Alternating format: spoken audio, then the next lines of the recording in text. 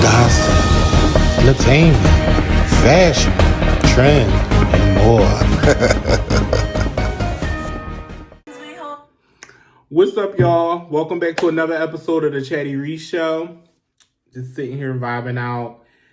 I know y'all hear Beyonce in the background. We're going to get into that CowboyCarter because I'm obsessed with Daughter. I actually keep listening to it on repeat. That's how good it is. But let's get into these topics, y'all. I'm trying to see, should we start slow? Should we just start off with a bang? Let's start off with Lizzo. So last week, Lizzo put out a post that she was done, that we won, and she's basically done with music and this and that. You know, she quit, blah, blah, blah, blah. I don't know where it stemmed from, because her response kind of came out of nowhere. But I was on Twitter, and somebody on Twitter had posted a video and said this is what drove Lizzo to basically say she quit music, which was an episode of Watch What's Happening Live. Hold on. An episode of Watch What's Happening Live. Basically, Andy was on there. It was two white ladies. I don't even know who the white ladies was. They made basically like a joke about Lizzo being precious or looking like Precious. And then the lady tried to clean it up and say like, oh, I don't mean Precious like the movie Precious, but Precious like, oh, she's precious, like she's cute. And then the other lady was trying to play it off like she didn't even know who Lizzo was, which I find it hard to believe, because whether you white, black, or whatever, bitch, you know who Lizzo is. Like, we not going to play like Lizzo is not Lizzo. Like, at the end of the day, whether you like her or not, or whether she's your cup of tea, you know who Lizzo is. So, yeah, she basically quit. And then here we go. Azalea Banks had to put her 2 cents in, put a whole rant out, this, that, and the third. Some of the stuff she was saying, you couldn't be looked at as like, oh, I agree. But some of the stuff was just like, girl, you dragging it. And it's just like, why don't you just focus on you? Like, that's my whole thing with Azalea Banks. She got so much to say about everybody else in their career and what they got going on, but can't revive her own. And that's what be confusing me about about Azalea Banks. My opinion, what I think, unless today or tomorrow I become a celebrity and a public figure, and obviously I'm doing stuff like this, so I want to be a public figure one day with a following, we'll never know what it feels to be scrutinized 24/7. So I understand that. I don't know what it feels like to have millions of people globally around the world constantly on your back, constantly tearing you down, constantly saying mean things to you, constantly getting on your page, got to read nasty comments. Plus, you just had a major lawsuit of sexual misconduct and all of these things going on. So I'm going to assume that after a while, that stuff will get to you and begin to beat you down and tear you down. So I sympathize with Lizzo in terms of that. But then again, I also say, and this is where the double-edged sword comes in, Lizzo, for me, does a lot of things that is controversial when it comes to being plus size. And even with me being plus size, there's a lot of things that I'm not going to get up here and do.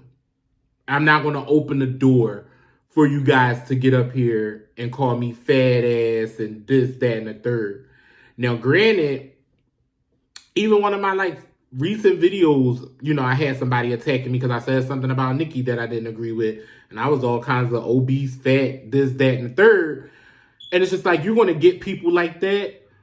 But I'm not going to get up here and ignite those things for you. I'm not going to get up here knowing that I'm plus size, putting on clothes 10 times smaller my size so y'all can see me big and sloppy on the camera, or, getting up here doing certain dances or getting up here with a plate of food in my face so y'all can like. I'm not warranting the attacks. I'm not fishing for that. And I feel like Lizzo does a lot of that. Lizzo does a lot of play where, girl, you know that that's going to garner that kind of attention. So why are you even doing it? And that's not to say she can't do what she want to do on her platform, but it's just like, Lizzo, you know that that's the kind of attention it's going to bring you. So why do it? Now, were them ladies wrong for what they did? Hell yeah. Like, they were definitely wrong. And they definitely played in Lizzo's face. Do I feel like Lizzo should quit? And do I think she's quitting? No, she's just mad in the moment. To be honest, I equate everything back to Reese. I'm just one of them kind of people. It is what it is. I'm 9 times out of 10. For me, I'm going to equate it back to a black and white thing. And I'm not ashamed of it. That's just me. That's what I'm going to do. So, I mean, listen, don't try to change my mind and take it away from me and all of that. It just is what it is. What irritated me was the 2 guys that was doing the bar scene on Watch What Happened Live. They were black. And I forgot their names, but they're actors. And I thought that that was a perfect opportunity for them to stand with Lizzo and not react. But when that camera panned over to them and to see them cackling down while 3 white people sit there and tear down your sister, bothered me. And I was looking at them like, why the fuck are y'all laughing? Again, like I said, that's just me. Like, I know, can't no white person diss no black person in my face. Like, bitch, I could do it, but you're not going to do it. Like, I'm not going to sit here and allow you to tear this person down in my face. I can do it. You can't. It's given that. And it's just like, I thought they should have took that moment to really stand with Lizzo. And when that camera panned, it should have been given all that ha ha ha thinking it was cute and funny. It bothered me. But I don't know. What's your opinion? I hope Lizzo don't quit. She's talented. She's beautiful. Plus size or not. Lizzo, you look good. I'm going to try to find the clip again. I thought I had bookmarked it, but when I went back to find it, it was gone, so I might have missed it. But all in all, good luck, Lizzo. I hope she don't quit. She's talented as fuck, and I don't think she should let, like, this comes with the territory, and it's not, that doesn't make it right, but Lizzo, it comes with the territory.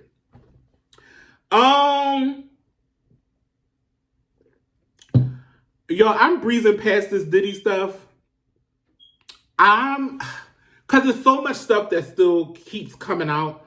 And I don't want this to be a thing where I have to keep talking about Diddy and them like every single time. And that's just what my content will be these next few weeks. It'll be every week, Diddy, Diddy, Diddy, Diddy, Diddy. So, as y'all know, the house got raided. They are looking for evidence and recordings and tapes and things like that. They're pretty much investigating everything that this producer Lil Ride is saying. They're pretty much like full-blown investigation, and obviously I'm not saying all the stuff that's being said is true, but there's some kind of proof there or some kind of truth there because they're investigating it. Again, like some other documents had came out, and I didn't even bother to like sit down and read that stuff yet because it's just like so much is happening at once with Diddy. I didn't like dive into it like I really want to because I'm just like, I'm going to wait till everything come out. Like, Diddy's still out having a good time partying. He was out to lunch with his daughter. He was at a party at a jewelry stop, him and Stevie J hanging out, which Stevie J, like, you the last person that need to be trying to defend a predator because you're a predator yourself. Like, Stevie J is an alleged predator himself, and we see how he get down on reality TV. So if he doing all this stuff on reality TV, imagine what he got going on behind the scenes. Like, Stevie J, please, try to assert himself, try to jump in with 50 Cent and have it out with 50 Cent. In the midst of having it out with 50 Cent, Daphne took a straight bullet. We just learned more of why 50 Cent is trash. I always thought 50 Cent was trash. Just by how he treat his first son and baby mom.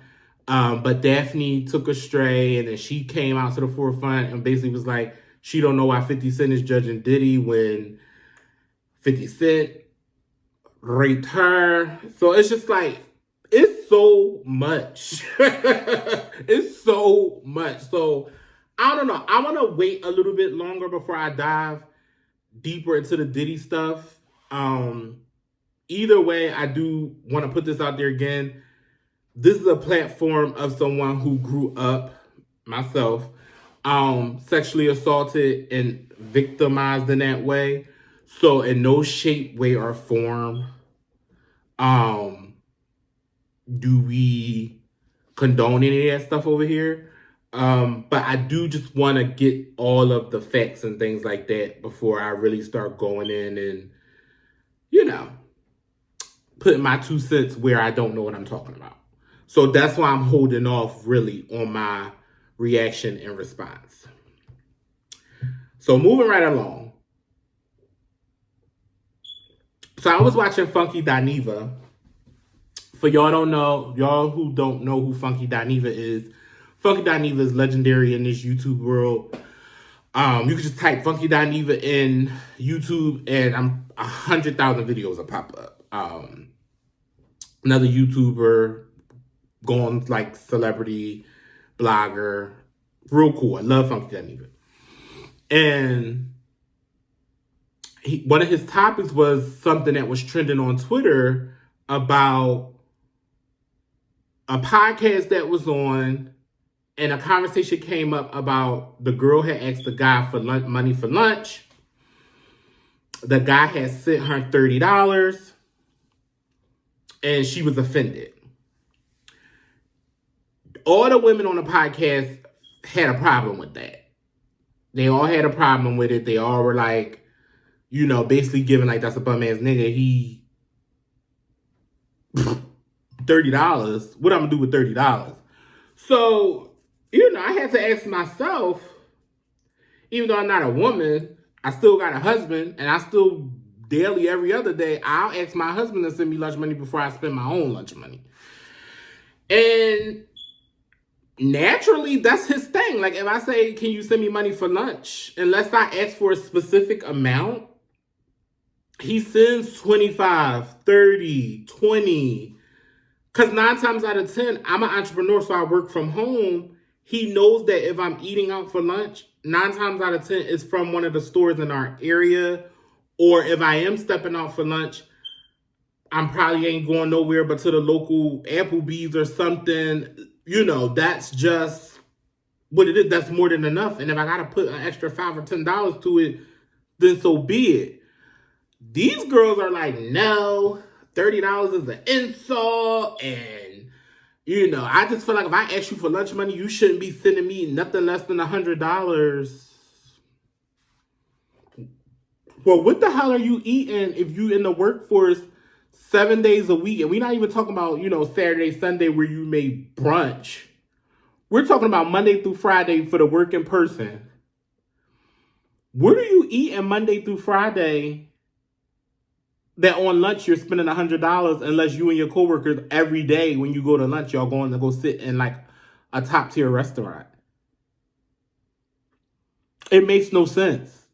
It makes no sense. And then why does a guy have to be labeled as broke or a bum if he's not down with sending you $100 for lunch? What is that? Like, where does that stigma come from? Why is that a thing? Where does that stigma come from? $30 for lunch is more than enough. Whenever I order lunch, if I'm eating neighborhood food during lunch and not cooking something in the house, I'm spending anywhere between $19 and maybe like $26, and that just depends on how greedy I'm being in the moment. Cause yeah, restaurants, pizza stores, and Chinese stores, and hoagie stores, and things like that, yeah, they've overall have risen their prices. But for one person for lunch for one day, so I asked my aunt, and my aunt basically was saying the same thing. My aunt was like, "No, I don't need more than $30. Like, $30 is appropriate." I don't know, ladies. Y'all tell me. Are y'all? Is this a thing where y'all spending $100 on lunch break? Now, unless it's one of those things where it's like, oh, on this particular day, guys, on lunch, let's all go sit down at Roof Chris or go sit down here for lunch. And then y'all might be, having cocktails and steak or whatever for lunch. And then it may come up to that amount. But that's a once in a blue moon thing. So I don't know. I just feel like unless you're a celebrity and you live that lifestyle, because again, lifestyle plays a factor in this. You ain't none of these reality baby moms or reality TV stars and shit where lunch for them, that is their job, going to lunch for them. They do that shit for sport. They go sit down at steak houses and seafood houses and shit for sport. So unless you one of them, $30 for lunch is more than the hell enough. And then depending on who you are, shit, you may be able to split that 15 today, 15 tomorrow. For real, for real. So I don't know. Y'all let me know what y'all think in the comments. Is $30 enough for lunch? Or do you feel like a guy is broke if you ask them for $100? If you ask them for lunch money and they didn't send you anything less than $100, does that mean they broke? Like, where's this mentality coming from? Y'all let me know. Oh, I had so much fun. So yesterday, I was with my family and we watched the Freaknik documentary. It was so fun. We had so much fun watching it together. And it's crazy because I watched it with my mom and my aunt. And, just to hear them talking and reminiscing. And they grew up, obviously in the 80s and the 90s. So their thing is being here in Philly. Their thing was the Greek and the plateau. And like that was Philly's version of the Freaknik. And it was a cool documentary. I enjoyed it. At first, the first probably like 20 to 30 minutes, I was side-eyeing it. Because it was given at first like they was trying to make it all about Jermaine Dupri. And then also too, I will say this. I was expecting something a little different. But after I watched the whole thing, I watched it twice. After I watched it for the second time, I watched it by myself, then I watched it with my family. After watching it the second time, I was like, okay, that was just enough. I don't know. When I thought of Freaknik, I was thinking like, all the old videos, seeing more raw footage of the old videos, twerking, butt shaking and all. Like, I was just thinking like that. But they actually took their time to take us through the history of how it started and what ended it, and took us year by year. And we seen the growth. We seen the founders, all the people who's responsible for creating Freaknik is still alive and still friends. So it was a beautiful documentary. Like, it was fun. And I would say people our age should definitely sit down and watch it if you haven't already. It's been out for a few weeks now, so I'm actually late to the party. But people our age and the age under us should definitely sit down and watch it with your parents and your aunties and stuff. Because it's nostalgia. And I actually love the 80s and 90s. Like, that was the best era at the end of the day. Their fashion, their music, their style, their swag. Like, the 80s and 90s, they take it. They take it at the end of the day. I believe that everything started to go to shit in the 2000s. That's just me. But definitely watch it. They talked about the history of Daisy Dukes, the girl, the white lady who wore the Daisy Dukes on the show, and then how black girls basically wanted in on it, how we took it from being Daisy Dukes to coochie cutters and all of that kind of stuff. Then they was trying to compare basically like when shit started to hit the fan with the Freaknik and they started it started turning for the worse, they started comparing it to like Daytona Beach and what the white people was doing and the girls going wild and things like that. And it's just like, it's true. The white people was doing the same stuff. They really was. It's just that we were getting criticized for it more harsh.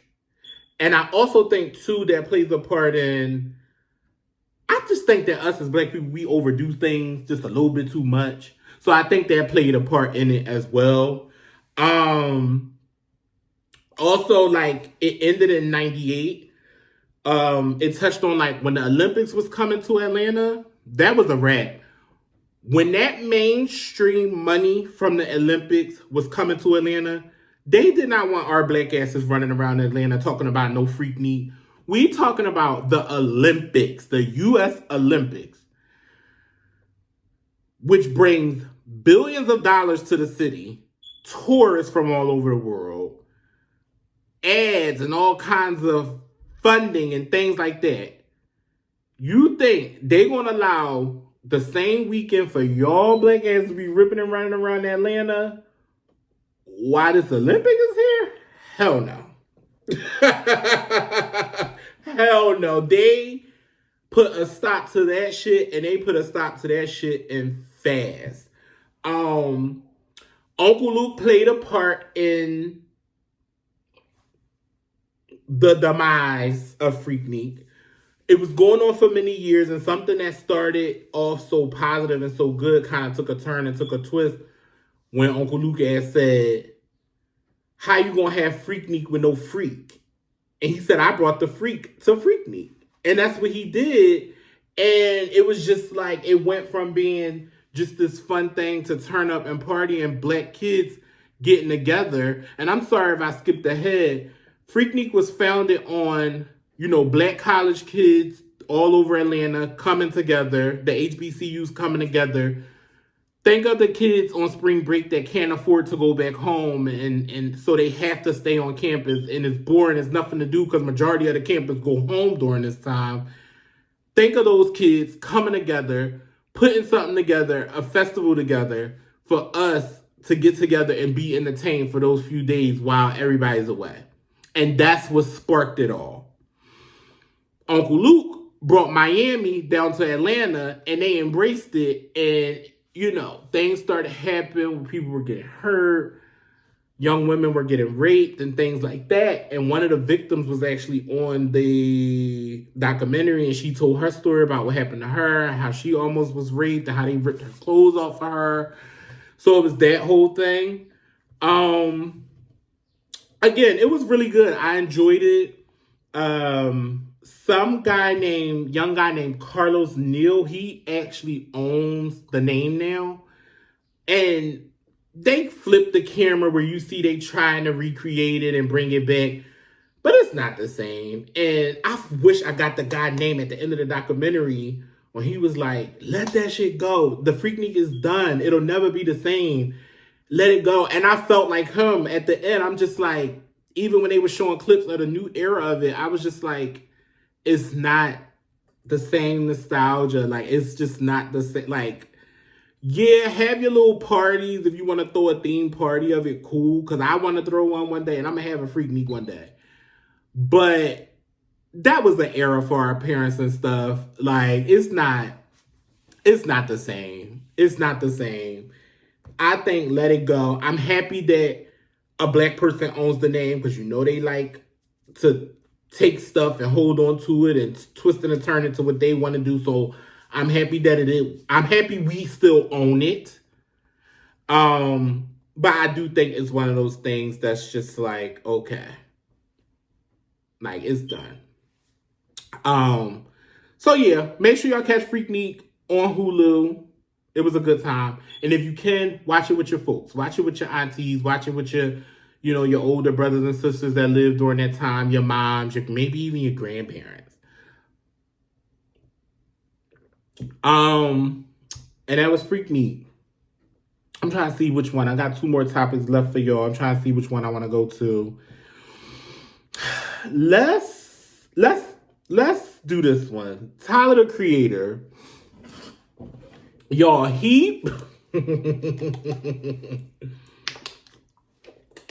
y'all,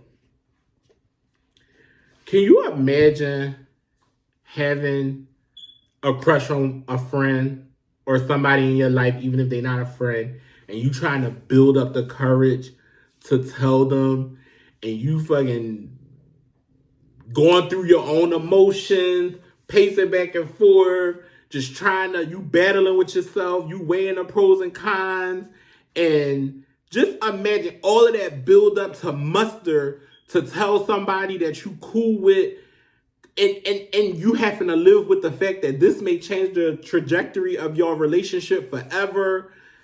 And you finally come up to that courage and you say, you like, fuck that. Like, I'm going to do it. And you tell the person that you have a crush on that I like you more than a friend. I have a crush on you. Like, I want to take this somewhere beyond me and you. And they laugh and call you a bitch.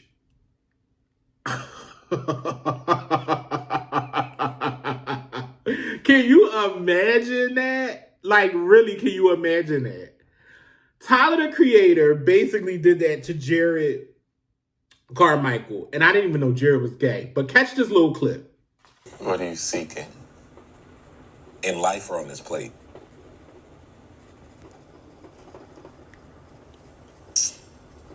I'm gonna get some more of that butter. Okay. This is gonna be a fart in like 30 seconds. I'm lit. Oh. I just don't want to kill us.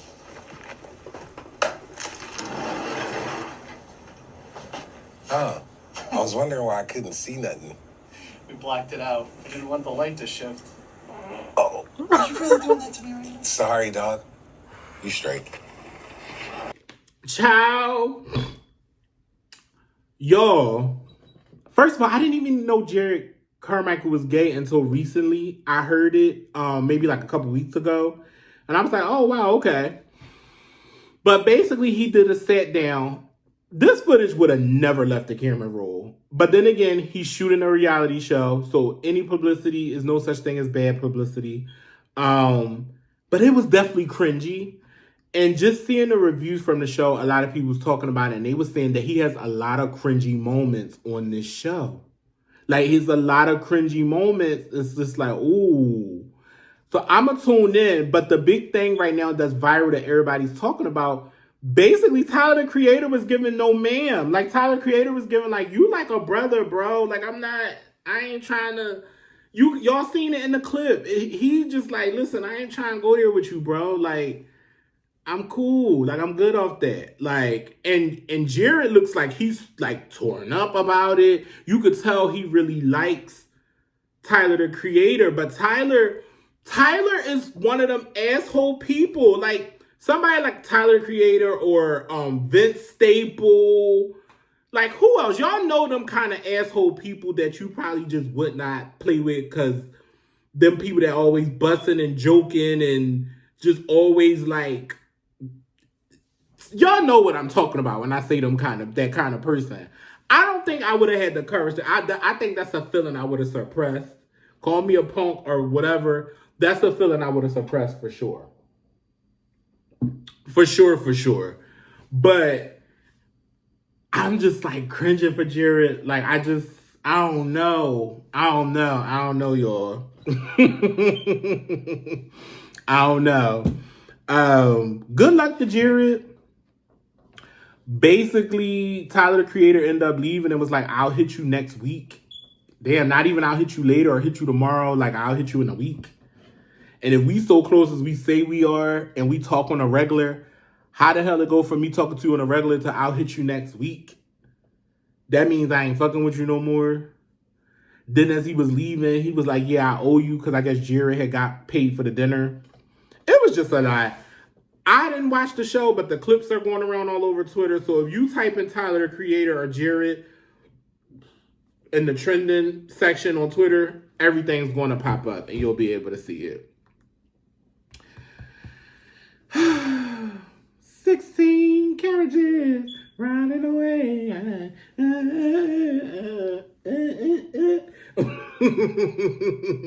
I got a lot to learn, but y'all, Cowboy Carter, I'm not going to spend a lot of time on it because, first of all, I ain't going to lie.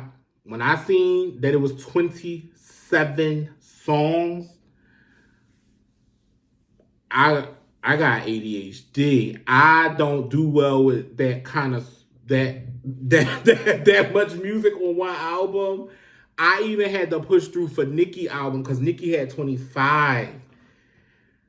And I'm a 14 tracks kind of girl. 14 is like good for me. 14 is good. You start off high, you got your middle. All right, let's close this bad boy out. Anything after that, I feel like I'm not grasping it. But Beyonce, like always, she gonna make you grasp it. I love it. I'm enjoying it. I'm having fun with it. My favorite song on repeat is Daughter. When I tell you that song is so beautiful, like I catch myself when I listen to it on repeat and I will literally close my eyes, like the part where she starts singing. I don't know if that's French or Spanish, and she's doing the melody and the I know I can't sing. But you just close your eyes and it takes you somewhere and it's just like beautiful, beautiful, beautiful, well-constructed, beautiful song. Jolene, Spaghetti, Sweet Honey Buckin', Riverdance, Yaya, Most Wanted, Levi Jeans, Flamenco, which needs to be longer, American Requiem. It's just amazing. And I think what's wrong with the world right now is everybody's so caught up in dance, Beyonce, dance, dance, dance, party, club, Renaissance, this, that, dance routine, all of that. I think this is more about the art of music. And I think that's what people are missing. Yeah, can you dance to some of these songs on here? Hell yeah, you can. But I think y'all are missing the point that this is about art. This is about taking back ownership to something that was taken from us. This is not a country album. This is a Beyonce album. This is a country album, okay? Okay? This album, you have to listen to the drums, the bass, the guitar, the banjo, the orchestra, the melodies. You have to take yourself there musically. You have to be willing to take yourself there musically. It's an amazing album. It's long, but I'm enjoying it. Is there a couple skips? Yeah, but whatever. Cheers to Cowboy Carter. Cheers to Cowboy Carter. I think it's an amazing album. I'm going to give it an A. And it's not even just because, like I told y'all before in the other video, this is a Beyonce biased account. But I just think that B is focused on her artistry. It's more so about being an artist, the art of it all. And that's what I enjoy. She had a lot of younger Black artists on here. She reached out to K. Michelle. I thought that was beautiful because we all know K. Michelle been fighting to get in, and they've been blocking K. Michelle for years. So I just feel like it's amazing. And this album is not for everybody. And this is not to try and get anybody to change their mind about how they feel. You may not, this just may not be your cup of tea, and that's okay. I feel like this album takes a particular ear, and it takes a particular crowd and person. And, I just feel like this album opened a door that was closed to us. Or a door that was once open to us and then taken from us and closed and locked. And then now Beyonce is kicking that bitch back open. But all in all, I love Cowboy Carter. I'm listening to it. Going to keep listening to it. And Hopefully we get a tour out of it. If we don't, I get it because she just came off of a tour for a year. But other than that, stream Cowboy Carter if you can. That's all I got. Ain't got no more. And I will see y'all next week.